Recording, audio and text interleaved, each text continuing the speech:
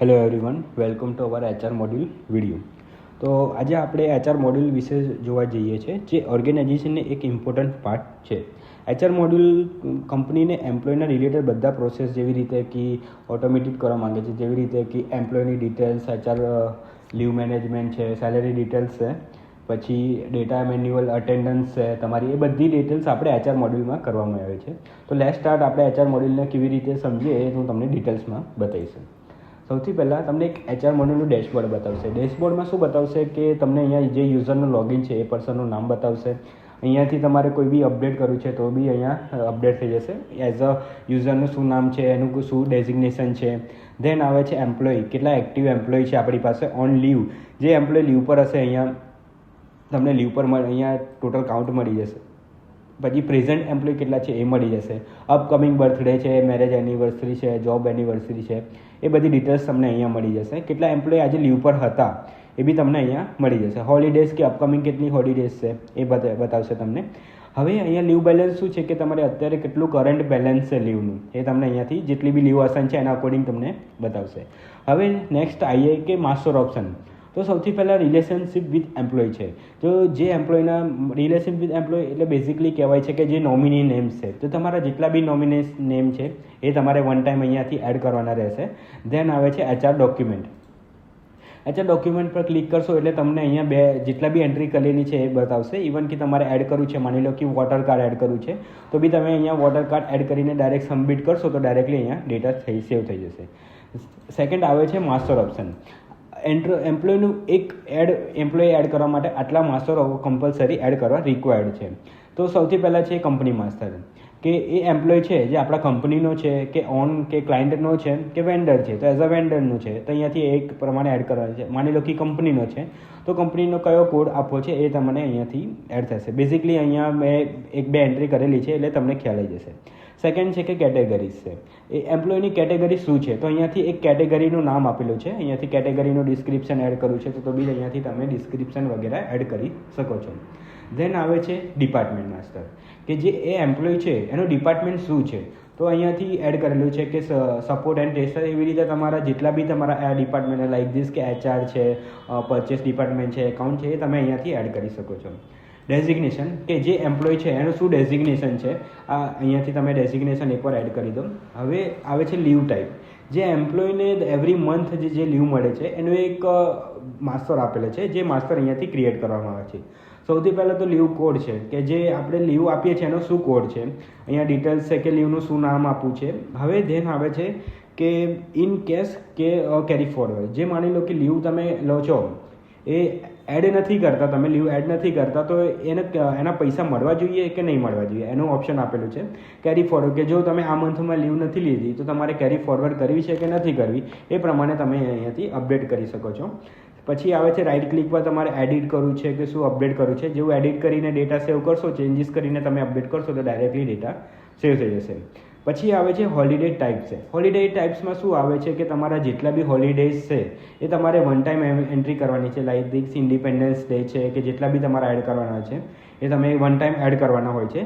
પછી આવે છે હોલિડે ડિટેલ્સમાં. હોલિડે ડિટેલ્સમાં શું આવે છે કે જે હોલિડે ડિટેલ્સ છે એમાં માની લો કે 2025માં આપણે દિવાળી કઈ ડેટ પર હતી, હોલી કઈ ડેટ પર હતી એ તમે એડ કરી દો. સ્ટાર્ટ ડેટ ક્યારે હતી અને એન્ડ ડેટ ક્યારે રહેશે, અને અહીંયા ડેઝ કેટલા ડેઝનું આપણે પીરિયડ ટાઈમ બતાવે છે એ તમે અહીંયાથી અપડેટ કરશો એટલે તમને અહીંયા મળી જશે.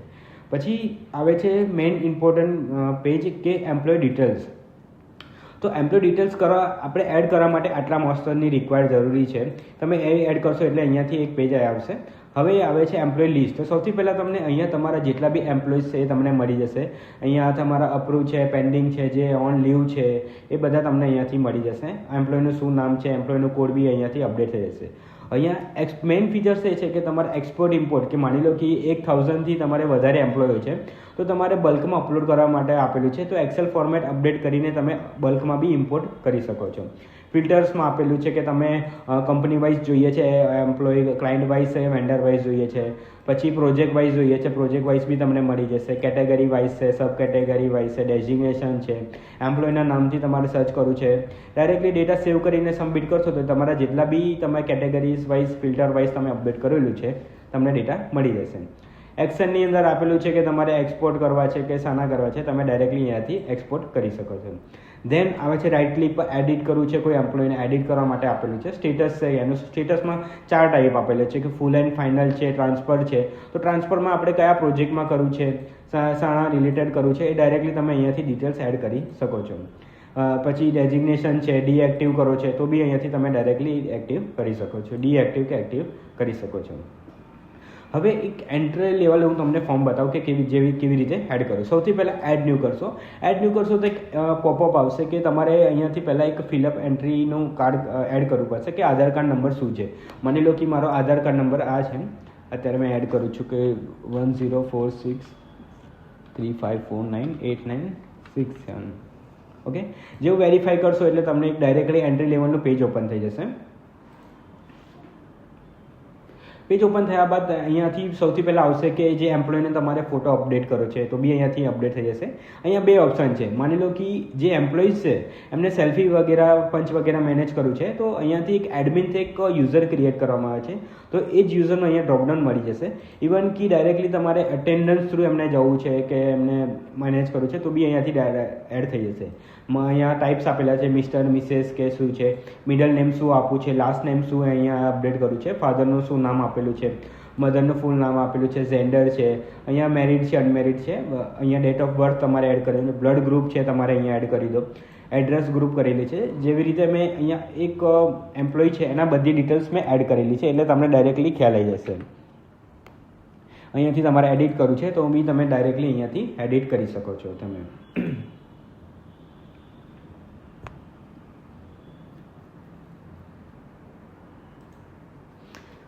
અહીંયા તમને બધી ડિટેલ્સ જોવા મળતી હશે કે બર્થ ઓફ ડેટ શું છે, બ્લડ ગ્રુપ શું છે, એડ્રેસ ને પરમેનન્ટ એડ્રેસ છે. અહીંયા વન ટાઈમ એન્ટ્રી બધી એડ કરવાની છે. એમ્પ્લોયનું એજ્યુકેશન શું છે. ધેન આવે છે ઓર્ગેનાઇઝેશન. તમે અહીંયાથી બેક ક્લિક કરશો તો બી જેવી ફોર્મ અપડેટ થશે એવી રીતે એના અકોર્ડિંગ અહીંયા અપડેટ થતા રહેશે. કંપની કોડ, જે એમ્પ્લોય છે શાનો કંપનીનો કોડ છે, જે તમે કંપની કોડ એડ કરેલો છે ડાયરેક્ટલી મળી જશે. એમ્પ્લોય કોડ શું તમારે આપવો છે તો જે આપ્યા એમ્પ્લોય કોડ આપ્યા પછી તમારે અહીંયાથી એમ્પ્લોય અપડેટ કરવું છે તો બી અપડેટ થઈ જશે. કોઈ સાઇટનો છે, એમ્પ્લોયની જોઈનિંગ ડેટ શું છે, ડિપાર્ટમેન્ટ કયું છે તો જે બી માસ્ટર ઓપ્શન એકોર્ડિંગ તમે જે ડિપાર્ટમેન્ટ એડ કરેલા છે અહીંયા મળી જશે. ડેઝિગ્નેશન શું છે તો તમે અહીંયાથી મળી જશે. હવે જે આ એમ્પ્લોય છે કયા પ્રોજેક્ટનો છે એ તમે જેટલા બી પ્રોજેક્ટ એડ કરેલા હશે એ તમને મળી જશે. કેટેગરી શું છે, ESIC શું છે એનો નંબર, ઇન્સ્યોરન્સ નંબર છે, EPF નંબર કયો છે એ બી તમને અહીંયા મળી જશે.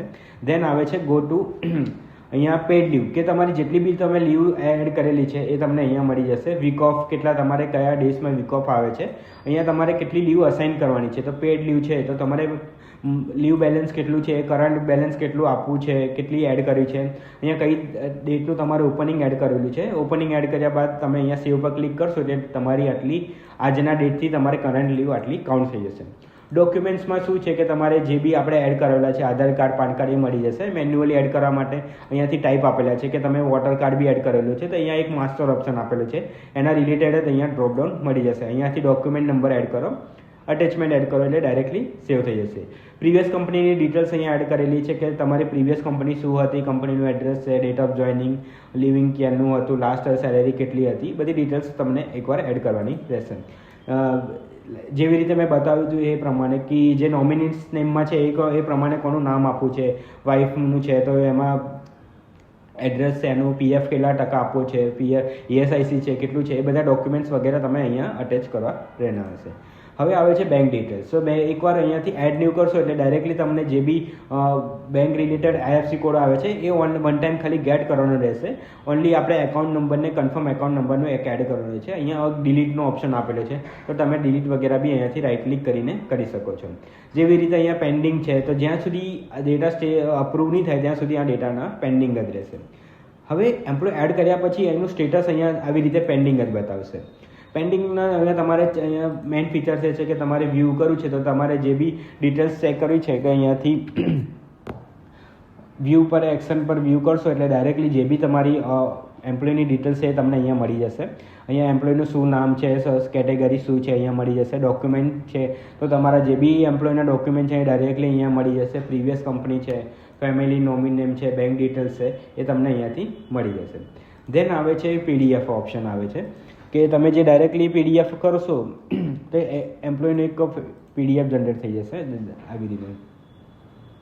એમાં પણ તમને બધી પર્સનલ ડિટેલ્સ મળી જાય કે એમ્પ્લોયનું શું નામ હતું અને ક્યાં રહે છે, એમ્પ્લોયનું જે પ્રોફાઇલ અપડેટ કરી હતી ઓર્ગેનાઇઝેશનમાં, જે ડિટેલ્સ તમે મેઇન અપડેટ કરી હતી એની બેંક ડિટેલ્સ શું છે એ બધી ડાયરેક્ટલી તમને અહીંયા મળી જશે. હવે જે એમ્પ્લોયીઝ પેન્ડિંગ છે એને અપ્રુવલ કરવા માટે એક ફીચર્સ આપેલો છે કે માની લો કે અહીંયા પેન્ડિંગ બતાવે છે. તો સૌથી પહેલાં જે મેનેજમેન્ટ પાસે જાય છે, જે HRના મેનેજમેન્ટ હોય એ શું કરશે કે એમ્પ્લોય ડિટેલ્સમાં જશે. એમ્પ્લોય ડિટેલ્સમાંથી અહીંયા ક્લિક કરીને ડાયરેક્ટલી સેવ કરશે સબમિટ પર. એટલે સેવ કરશે એટલે અહીંયા સૌથી પહેલાં લિસ્ટિંગમાં શું બતાવશે કે જે એમ્પ્લોયને આપણે અપ્રૂવ કરવાના છે એઝ અ એમ્પ્લોય તરીકે એ અહીંયાથી આવશે. અપ્રૂવ કરવા માટે અહીંયાથી તમે મલ્ટિપલ યા એક 1 by 1 બી ડાયરેક્ટલી ચેકબોક્સથી કરી શકો. જેવું ચેકબોક્સ પર ક્લિક કરશો એટલે ડાયરેક્ટલી તમને સ્ટેટસ મળી જશે. સ્ટેટસ પર ઓપ્શન આપેલા છે કે અપ્રૂવ કરવું છે કે યા રિજેક્ટ કરવું છે. અહીંયા ડોક્યુમેન્ટ છે કે જે બી એમ્પ્લોયીસના ડોક્યુમેન્ટ્સ અપ્રૂવ કરવાના બાકી છે એના સ્ટેટસ આવશે. એવી રીતે પ્રીવિયસ કંપનીની ડિટેલ્સ છે, ફેમિલી નોમિનેમ છે, બેંકના ડોક્યુમેન્ટ્સ છે, એ બધા તમે અહીંયાથી અપડેટ કરી શકો છો. હું એક એમ્પ્લોય અપડેટ કરીને બતાવું. અહીંયાથી જેવું ક્લિક કરશો એટલે ડાયરેક્ટલી સ્ટેટસનો ઓપ્શન આવશે. સ્ટેટસમાં અહીંયાથી અપ્રૂવ કરવું છે, રિજેક્ટ કરવું છે, તમે અપડેટ અહીંયાથી કરી શકો છો. અપડેટ કરશો એટલે અહીંયાથી ડોક્યુમેન્ટ અહીંયાથી એ એમ્પ્લોય રિમૂવ થઈ જશે અને એ અપ્રૂવનું સ્ટેટસ ચેન્જ થઈ જશે. એવી રીતે સેમ કે તમારે જે એમ્પ્લોયના ડોક્યુમેન્ટ અપ્રૂવ કરવા છે એવી રીતે અહીંયાથી સિલેક્ટ અપ્રૂવ છે, રિજેક્ટ કરવું છે, તમે અહીંયાથી અપડેટ કરી શકો છો. જેવી અપડેટ કરશો એટલે ડાયરેક્ટલી એમ્પ્લોયના ડિટેલ્સમાં એ સ્ટેટસ ચેન્જ થઈ જશે એનું.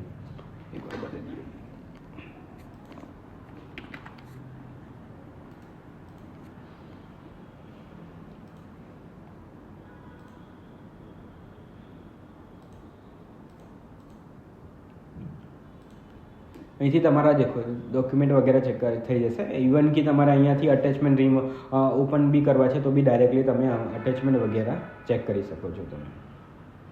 Okay, thank you.